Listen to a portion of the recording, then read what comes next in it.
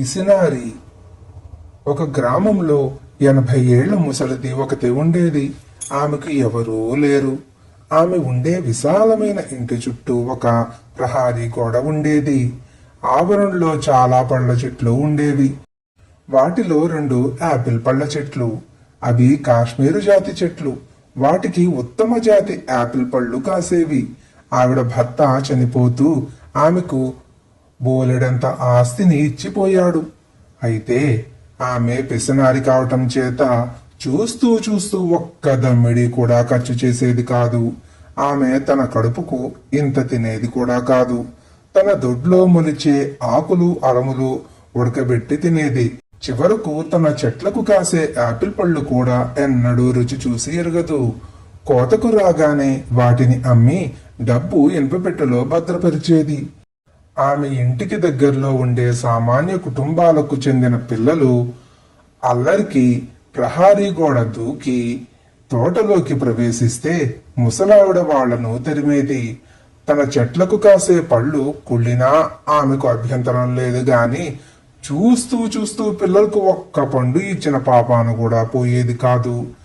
ఆమె పేరు ఉచ్చరిస్తే కుండలు బద్దలవుతాయని, పొద్దున్నే లేచి ఆమె ముఖం చూస్తే ఆ రోజుకు తిండి ప్రాప్తి ఉండదని ఆమెను గురించి చుట్టుపక్కల వాళ్ళు ద్వేషంతో చెప్పుకునేవారు. ఆ ముసలామె పేరు గుణవతి. ఆమె ఉండిన గ్రామం పేరు సంయుక్త. ఆ గ్రామంలో సులాల్ అనే కుర్రవాడుండేవాడు. వాడు గ్రామాధికారి కొడుకు. వాడు ఒక పిల్లల జట్టును వెంటబెట్టుకుని వచ్చి ముసలామె ఇంటి ప్రహారీ గోడ దూకాడు. చెట్ల మీద ఆపిల్ పళ్ళు చక్కగా పండబారి ఉన్నాయి. పిల్లలు ఆపిల్ చెట్లు ఎగబాకి పళ్ళు కొరికే లోపల గుణవతి పెద్ద గడతో వచ్చి పడింది. ఆమె ఎవరర్రా అది అని అరిచేసరికి పిల్లలు చెట్ల మించి దూకి బెదిరి కాలిసత్తు కొద్దీ పారిపోయారు. సులాల్ ఎగరొప్పుతూ ఈ ముసలిదానికి ఎలాగైనా బుద్ధి చెప్పాలి అనుకున్నాడు. అవును, చెప్పి తీరాలి అన్నారు మిగిలిన వాళ్ళందరూ. గ్రామాధికారి కొడుకు సులాల్ బస్తీలో హై స్కూల్లో పై తరగతుల్లో చదువుతూ హాస్టల్లో ఉంటూ సెలవులకు ఇంటికి వచ్చి పోతూ ఉండేవాడు. త్వరలోనే సెలవులు ముగియటం చేత వాడు బస్తీకి తిరిగి వెళ్ళాడు. ముసలావిడకు బుద్ధి చెప్పాలన్న నిర్ణయం అమలు జరగలేదు. అయితే హాస్టల్కు తిరిగి వచ్చినాక కూడా వాడికి ఆ ఆలోచన పోలేదు. ఆ ఆలోచన మూలంగా వాడికి పరధ్యానం ఏర్పడింది. సులాల్ ఉండే హాస్టల్ గదిలో అధీర్ అనే చురుకైన విద్యార్థి సులాల్ కన్నా కొంచెం పెద్దవాడు ఉండేవాడు. వాడు సులాల్ను ఏమిట్రా నీ బాధ అని అడిగాడు. బాధ అలాంటిదేమీ లేదే అన్నాడు సులాల్. నన్ను ఏమారుస్తావా? ఏదో ఉంది, నేను కనుక్కోలేననుకుంటున్నావా? మా నాన్న ఇంద్రజాలం తెలిసినవాడు. నేను ఇంద్రజాలికుణ్ణి కాబోతున్నాను తెలుసా? నువ్వు అస్తమానము ఏదో ఆలోచిస్తున్నావు. నిన్ను బాధించే సమస్య ఏమిటి? దానికి ఏదో ఒక పరిష్కారం నేను చెబుతాను అన్నాడు అధీర్. సులాల్ కళ్ళు సంతోషంతో మెరిశాయి.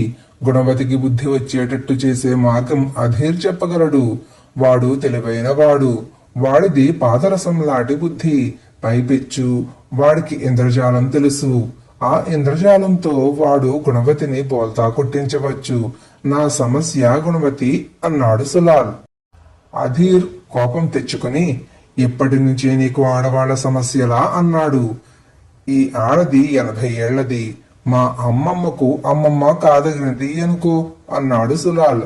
అధీర్ విరగబడి నవ్వి, ఆ మాట ముందు చెప్పావుగావేం అన్నాడు.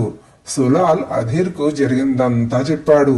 అప్పటికప్పుడే ఒక పథకం కూడా తయారైంది. 3 వారాల అనంతరం స్కూలుకు చిన్న సెలవులప్పుడు ఒకనాటి ఉదయం గుణవతి ఇంటికి ఒక ముసలి సాధువు ఆయన శిష్యుడు వచ్చారు. ముసలి సాధువు తలవాకిలి వద్ద నిలిచి, అన్నపూర్ణమ్మ తల్లి, మీ ఇంటికి వచ్చాను, తలుపు తీయి అని కేకపెట్టాడు. ముష్టి వెధవా, పో అవతలికి, నీకేమీ వేసేది లేదు అని గుణవతి లోపల నుంచి అరిచింది. అమ్మా, నాకు బిచ్చం అక్కర్లేదు, నీకొక వరం ప్రసాదించమని కైలాసం నుండి నన్ను మహాశివుడు పంపాడు. తలుపు తీసి వరం గ్రహించు, నేను మళ్ళీ త్వరగా వెళ్ళాలి అన్నాడు సాధువు. ఈ మాట గుణవతిని ఎంతో ఆకర్షించింది. ఆమెకు ఇవ్వటం కన్నా తీసుకోవటం అంటే మహాశక్తి. ఆమె తలుపు తెరిచి సాధువును శిష్యుణ్ణి లోపలికి రాచింది. సాధువు తన గుడ్డ సంచి నుంచి బూడిద పొట్లం ఒకటి పైకి తీసి, ఇది శివుడి అగ్నివేదిక నుంచి తీసిన బూడిద. దీన్ని నీళ్లలో కలిపి 3 రాత్రులు వరుసగా నీ యాపిల్ చెట్ల మొదట్ల మీద చల్లు. యాపిల్ పళ్ళ విలువ ఎలా పెరిగిపోయేది నీకే తెలుస్తుంది. అది శివుడి ఆజ్ఞ. ఆజ్ఞ మీరితే నీ 7 తరాల వాళ్లకు నరకం తప్పదు. గుర్తుంచుకో. ఈ భస్మం మహిమ చూపించటానికి 3 రోజుల తరువాత నేను మళ్ళీ వస్తాను అని చెప్పి శిష్యుడితో పాటు వెళ్ళిపోయాడు. 7 తరాల వాళ్ళు నరకానికి పోవటం ఇష్టం లేక గుణవతి సాధువు చెప్పినట్టే చేసింది. 3 రోజులు గడవగానే సాధువు శిష్యుడు వచ్చారు. సాధువు గుణవతి చేత ఆమె చెట్టున కాసిన ఆపిల్ పండు ఒకటి తెప్పించాడు. ఆయన తన సంచి నుంచి ఒక పెద్ద కత్తి పైకి తీసి, అమ్మా, జాగ్రత్తగా గమనించు. నీ అదృష్టం ఎలాంటిదో చూసుకో. స్క్రీఠింగి అనే గుణమంత్రం శుద్ధంగా ఉచ్చరించి ఈ యాపిల్ ను కోస్తే ఏం జరుగుతుందో చూడు అని మంత్రం ఉచ్చరిస్తూ పండులోకి కత్తిని నింపాదిగా దింపాడు. పండు 2 భాగాలుగా అయ్యేటప్పుడు అందులో ఒక బంగారు నాణం కనబడింది. గుణవతి మరొక యాపిల్ పండు తెచ్చింది.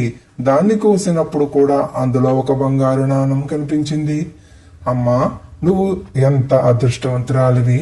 ఇప్పుడిక ఏమీ చెయ్యకు. యాపిల్ పళ్ళన్నిటినీ గదిలోకి చేర్చు. రాత్రిపూట గదిని పూర్తిగా చీకటి చేసి పళ్ళన్నిటినీ 2గా కోస్తూ పో. బంగారు నాణాలు పోగు చేసే పని పెట్టుకోకు. మంత్రం మటుకు శుద్ధంగా ఉచ్చరించాలి. ఆ మాట గుర్తుంచుకో. ఇక నేను పోతాను. ఈ బంగారు నాణాలు 2 దేవుడి నివేదనకి ఉంచుకుంటాను. సుఖీభవ సుఖీభవ అంటూ సాధువు వెళ్లిపోయాడు. గుణవతికి తాను చూసిన అద్భుతంలో పూర్తి విశ్వాసం కుదిరింది. ఆమె ఆపిల్ పళ్ళన్నింటినీ కోయించి తెల్లవార్లు కటిక చీకట్లో కూర్చుని వాటినన్నిటినీ కత్తితో 2గా నరికింది. మధ్య మధ్య తన చేతి వేళ్లు కూడా కోసుకున్నది. అయితే తెల్లారేసరికి ఆమెకు పూర్తిగా ఆశాభంగం అయింది. ఆపిల్ పళ్ళన్నీ పాడయ్యాయే తప్ప వాటిలో 4 సంత బంగారం కూడా లేదు. ఆపిల్ పళ్ళన్నీ పాడయ్యాయే తప్ప వాటిలో 4 సంత బంగారం కూడా లేదు. ఆ మంత్రం సరిగా ఉచ్చరించి ఉండను. నోరు తిరిగే మాట కూడా కాదాయి. ఇప్పుడు ఈ పళ్ళన్నీ ఏం చెయ్యాలి? వీటిని ఎవరుకుంటారు అనుకున్నది గుణవతి. ఇంతలో ఆమెకు గ్రామంలో ఉండే పిల్లలు గుర్తుకు వచ్చారు. వాళ్లే వచ్చి అంతా శుభ్రంగా తినిపోతారు. గది శుభ్రం చేసే పని కూడా ఉండదు. ఇలా అనుకునే గుణవతి ఇంటి బయటికి వచ్చి పిల్లల్ని కేకపెట్టింది. పిల్లలందరూ ఒక్కసారి గుణవతి ఇంటి మీద వచ్చి పడి యాపిల్ పళ్ళ బద్దలు ఆత్రంగా తినసాగారు. ఆ సమయంలో ఆ పిల్లల్ని చూస్తున్న గుణవతి హృదయంలో ఎన్నడూ లేని ఒక వింత వాత్సల్యం పుట్టుకొచ్చింది. ఆమె మనసు ఆనంద డోలికల్లో ఊగిసాగింది. పిల్లల ముఖాల్లోని ఆనందం అలా చూడటం ఆమె జీవితంలో ఇదే మొదటిసారి. పిల్లలకు పెట్టటంలో ఇంత ఆనందం ఉన్నదా అని గుణవతి ఆశ్చర్యపోయింది. అది మొదలు గుణవతి స్వభావం పూర్తిగా మారిపోయింది. ఆమె ఇంటికి పక్క గ్రామాల పిల్లలు కూడా రాసాగారు. ఆమె పళ్ళ తోటలో వాళ్లకు పూర్తి స్వేచ్ఛ ఉండేది. పళ్లలో బంగారు నాణాలు ఎలా తెప్పించావు? ఆ రహస్యం ఏమిటి అధీర్ అని సులాల్ అడిగాడు. పెద్ద రహస్యమేమీ లేదు, చాలా తేలికైన ట్రిక్కు. అందరూ చేస్తారు. సాధువు వేషంతో ముసలావిడ ఇంటికి బయలుదేరేటప్పుడు ఒక కత్తితో బయలుదేరాను. ముందుగానే ఆ కత్తిపిడికి దగ్గరలో 2 బంగారు నాణాలు మైనంతో అంటించాను. యాపిల్ పళ్ళు కోసేటప్పుడు నాణాలు అంటించిన పక్క ఆమెకు కనపడకుండా పట్టుకుని కత్తిమున పండులోకి గుచ్చి నొక్కుతూ జాగ్రత్తగా నాణాన్ని కత్తి నుంచి ఊడదీసి పండు చీలికలోకి తోసేశాను. ఇప్పుడంతా అర్థమైంది కాదు అన్నాడు అధీర్. గుణవతి మరో 10 ఏళ్లు బతికింది. ఆ 10 ఏళ్లలోనూ ఆమె తన ధనాన్ని గ్రామం కోసము, ప్రత్యేకించి పిల్లల కోసము ధారాళంగా ఖర్చు చేసింది.